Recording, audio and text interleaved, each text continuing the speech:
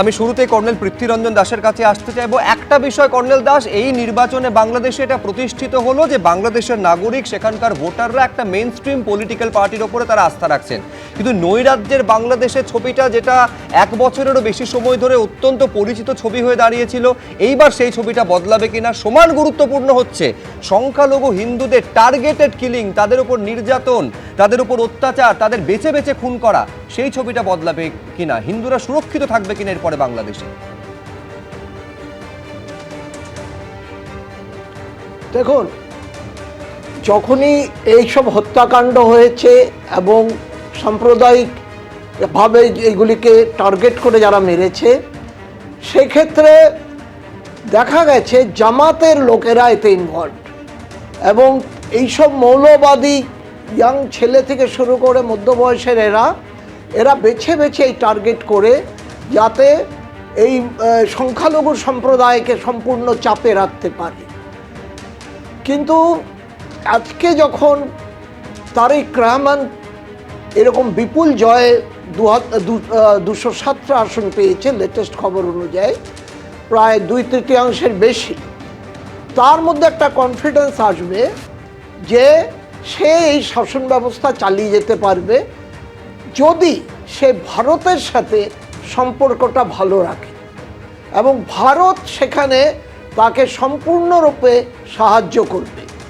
কারণ বাংলাদেশের যে শেখ হাসিনার সময় আর্থসামাজিক পরিস্থিতিতে যেই উন্নয়ন হয়েছিল, বিশেষ করে মহিলাদের ক্ষমতায়ন হয়েছিল এবং তাদের বস্ত্রশিল্পে পৃথিবীর তৃতীয় স্থানের থেকে তৃতীয় স্থানে পর্যন্ত চলে গিয়েছিল, সেই অবস্থার থেকে বাংলাদেশ অনেক পিছিয়ে গেছে। তাতে আমি গতকালও বলেছি যে এইবারের ভোটে বাংলাদেশে তো আর কোনো অপশন নেই, হয় বিএনপি নয়তো জামাত।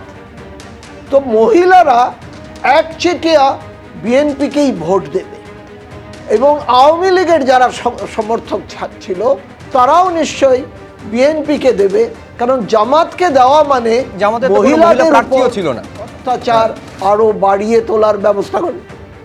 তাদের কোনো মহিলা প্রার্থীও ছিল না, আর যেখানে বিএনপির প্রায় 7 জন মহিলা প্রার্থী। একেবারে আমি বলছি নিঃসন্দেহে, আমি হিংসার কথাটা বারে বারে বলছিলাম, তার কারণ বিএনপির 2 জন নেতা এই হিংসার বলি তারা হয়েছেন। দর্শকদের মনে থাকবে যে আগুন ধরিয়ে দেওয়া হয়েছিল, সেখানে এক ছোট্ট শিশু সন্তান তার এই জীবন্ত দগ্ধ হয়ে তার মৃত্যুর ঘটনা ঘটেছিল। পরে এই হিংসার আগুন বিএনপিকেও কিন্তু রেয়াত করেনি। আমি এইখানে দর্শকদের সামনে রাখতে চাইবো যে বিএনপির ক্ষমতায় ফেরা যদি ভারতের কাছে ইতিবাচক হয়, একটা আশঙ্কার দিকও আছে, যেটা মনে করছেন অবসরপ্রাপ্ত আইএএস অফিসার জহর সরকার। কি বলছেন তিনি, দেখুন। এখন অবধি যা আমরা জানতে পাচ্ছি, 297 হাউসে 68টি পেয়েছে জামাতুল ইসলামী, তার মানে 1:4 তারা কোনোদিন পায়নি। আমরা দেখছি ওরা হেরে গেছে, কিন্তু আমি দেখছি from point of political science যে ওরা 15 কোটিটা বেশি কোনোদিন সিট পায়নি। এত যে প্রায় 70টার কাছাকাছি পেল, 1/4 এই। আর ভোটের যখন সংখ্যা আসবে, আমি গ্যারান্টি দিয়ে বলে দিচ্ছি তারা প্রায় 30% উপর ভোট পেয়েছে, 30 থেকে 35%। এটা মানে বাংলাদেশে এমন একটা আবহাওয়া তৈরি করা হয়েছে, একটা অ্যান্টি ইন্ডিয়া মানে আবহাওয়ার মধ্যে, যেখানে আমাদের খুব সাবধানে চলতে হবে। দেখুন, এর আগে 1991 সালে 18টা আসনে জিতেছিল জামাত, এবার কিন্তু 4 গুণের বেশি আসন তারা পাচ্ছে। শুধু নয়, এই প্রথমবার সম্পূর্ণাদি একেবারে প্রধান বিরোধী দল হিসেবে জামাত উঠে আসছে। তার মধ্যে উদ্বেগের জায়গা হচ্ছে যেসব জায়গাগুলো জামাত জিতছে, যেমন ধরুন সাতক্ষীরা, চুয়াডাঙ্গা, ঝিনাইদহ, রংপুর থেকে শুরু করে মেহেরপুর, চাঁপাইনবাবগঞ্জ, এগুলো সব হচ্ছে ভারত বাংলাদেশ বা পশ্চিমবঙ্গ বাংলাদেশের সীমান্ত ঘেঁষা জায়গা। এইটা কতটা উদ্বেগের বলে আপনার মনে হচ্ছে?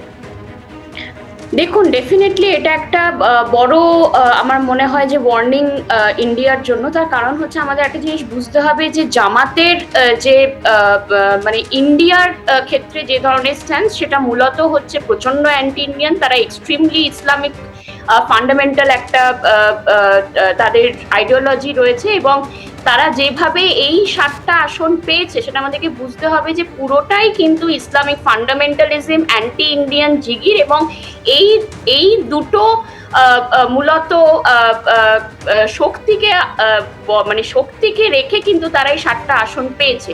কাজে কোথাও গিয়ে আমার মনে হয় যে ইন্ডিয়ার জন্য কিন্তু এটা যথেষ্ট উদ্বেগের কারণ। ডেফিনেটলি বিএনপির ক্ষমতায় আসাটা ইন্ডিয়ার জন্য একদিকে যেমন একটা খুবই পজিটিভ দিক, কিন্তু অন্যদিকে আমাদের বুঝতে হবে যে বিএনপি ইন্ডিয়ার সঙ্গে যদি যে কোনো ধরনের পলিসির ক্ষেত্রে কিন্তু জামাত অপোজিশন হয়ে দাঁড়াবে, এটা এক নম্বর। দ্বিতীয় নম্বর, আমার মনে হয় যে যে কনস্টিটিউয়েন্সিগুলোতে জামাত জিতেছে, যেহেতু সেগুলো মূলত ইন্ডিয়া বাংলাদেশ বর্ডারিং এরিয়ার মধ্যে পড়ে, সেখানে কিন্তু টেররিস্ট ইনফিল্ট্রেশনের একটা পসিবিলিটি থেকে যাচ্ছে। এবং যেহেতু জামাত একটা মানে মেইন স্ট্রিম পলিটিক্যাল পার্টি হয়ে দাঁড়িয়েছে, তারা যেভাবে অপোজিশনে এসছে, সেখানে কিন্তু তারা পাকিস্তানের একটা ডেফিনেট আমার মনে হয় যে ব্যাকিং পাবে, তারা তাদের কাছ থেকে রিসোর্সেস পাবে, এবং সেইটা আমার কোথাও গিয়ে মনে হয় ইন্ডিয়ার জন্য কিন্তু যথেষ্ট উদ্বেগের কারণ। বাংলাদেশে যে জাতীয় সংসদে নির্বাচন হলো, যেখানে বিপুল জয় পেল বিএনপি, 200টার বেশি আসন পেয়ে 20 বছর পর ক্ষমতায় ফিরতে চলেছে তারা। দেখুন, নৌকাডুবির বাংলাদেশে মাথা তুলল ধানের শীষ। 20 বছর পর ঢাকায় আবার ক্ষমতার অলিন্দে বিএনপি। শেখ হাসিনার আওয়ামী লীগহীন ভোটে তারেক রহমানের হাত ধরে বাংলাদেশে বিশাল জয় পেল বিএনপি জোট। মুখ থুবড়ে পড়ল জামাত জোট। পদ্মাপাড়ে প্রধানমন্ত্রীর কুর্সিতে প্রয়াত খালেদা জিয়ার পুত্রের অভিষেক এখন কার্যত সময়ের অপেক্ষা। বাংলাদেশে জাতীয় সংসদের 300টি আসনের মধ্যে 299টিতে ভোট হয়েছে, তার মধ্যে 200র বেশি আসনে জয়ী হয়েছে বিএনপি জোট। প্রায় 2/3 আসন পেয়ে 2 দশক পর সরকার গড়তে চলেছে বিএনপি। ঢাকা 17 এবং বগুড়া 6, দুটি আসনেই জয়ী হয়েছেন বিএনপি চেয়ারম্যান তারেক রহমান। অনেক পিছিয়ে থেকে 100-র নিচে থামতে হলো মূল প্রতিপক্ষ জামাত জোটকে। জামাতের সঙ্গে জোট বেঁধে লড়ে সেভাবে দাগই কাটতে পারল না ন্যাশনাল সিটিজেন পার্টি বা এনসিপি। তারেক রহমানের নেতৃত্বে বিএনপি জোট ভালো ফল করেছে, 200 থেকে বেশি আসন তারা জয়ী করেছে। এবং এটার পেছনে সবথেকে বড় যদি কাজ করেছে, সেটা তার ট্রাম্প কার্ড ছিল, সেটা ছিল 2000 থেকে 2500 টাকা মহিলাদের অ্যাকাউন্টে দেওয়া হবে, তাদেরকে আর্থিকভাবে মদত করার জন্য। এই ম্যানিফেস্টোতে প্রমিস করেছিলেন তারেক রহমান যখন তিনি ম্যানিফেস্টো রিলিজ করেছিলেন বিএনপির। এবং তার সঙ্গে সঙ্গে তিনি যে মানুষের কাছে যে বার্তাগুলো নিয়ে গেছেন কি $1 ট্রিলিয়ন ইকোনমি করবেন বাংলাদেশের, বাংলাদেশ ফার্স্ট তার উদ্দেশ্য হবে। বাংলাদেশের জাতীয় সংসদ নির্বাচনে এবার ভোট পড়েছে 61%।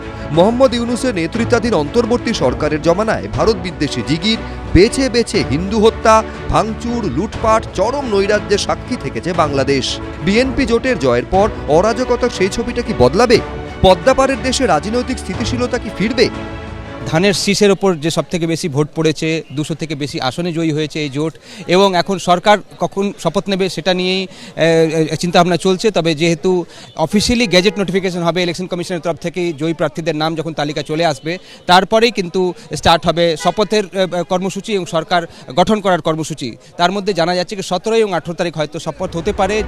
তারেক রহমানকে অভিনন্দন জানিয়ে সোশ্যাল মিডিয়ায় পোস্ট করেছেন প্রধানমন্ত্রী নরেন্দ্র মোদী। তিনি লিখেছেন, ভারত গণতান্ত্রিক প্রগতিশীল বাংলাদেশের পক্ষে তার সমর্থন অব্যাহত রাখবে। আমাদের বহুমাত্রিক সম্পর্ক আরও জোরদার করা এবং আমাদের অভিন্ন উন্নয়নের লক্ষ্যগুলি এগিয়ে নিয়ে যাওয়ার অভিপ্রায়ে আপনার সঙ্গে একযোগে কাজ করার প্রত্যাশা রাখছি। পরে তারেক রহমানের সঙ্গে ফোনে কথাও বলেন প্রধানমন্ত্রী। We hope that the relationship between two neighboring countries and the people of these two countries will be strengthened. We thank Prime Minister Narendra Modi for congratulating our leader Tariq Rahman. It's great that a democratic country is supposed to recognize the verdict of the people. ওপার বাংলার হবু প্রধানমন্ত্রীকে শুভেচ্ছা জানিয়েছেন এপার বাংলার মুখ্যমন্ত্রীও। Social মিডিয়ায় মমতা বন্দ্যোপাধ্যায় লিখেছেন, এই বিরাট জয়ের জন্য তারেক ভাই, তার দল ও অন্যান্য দলকে আমার অভিনন্দন। বাংলাদেশের সঙ্গে আমাদের সবসময় সুসম্পর্ক বজায় থাকবে এই কামনা করি। মোহাম্মদ ইউনূসের জমানায় বাংলাদেশে ভারত বিদ্বেষের সুর যত চড়া হয়েছে, ততই বেড়েছে পাকিস্তানের সঙ্গে ঢাকা হৃদ্যতা। ভোটের ফলে নজর ছিল ইসলামাবাদেরও। বাংলাদেশে তারেক রহমানের জয় নিশ্চিত হতেই ঘনিষ্ঠতা বাড়ানোর কথা জানিয়ে অভিনন্দন বার্তা দেন পাকিস্তানের প্রধানমন্ত্রী শাহবাজ শরীফ ও সে দেশের প্রেসিডেন্ট আসিফ আলী জারদারি। বিজেন্দ্র সিংহ, এবিপি আনন্দ, ঢাকা। এবিপি আনন্দ, এগিয়ে থাকে, এগিয়ে রাখে।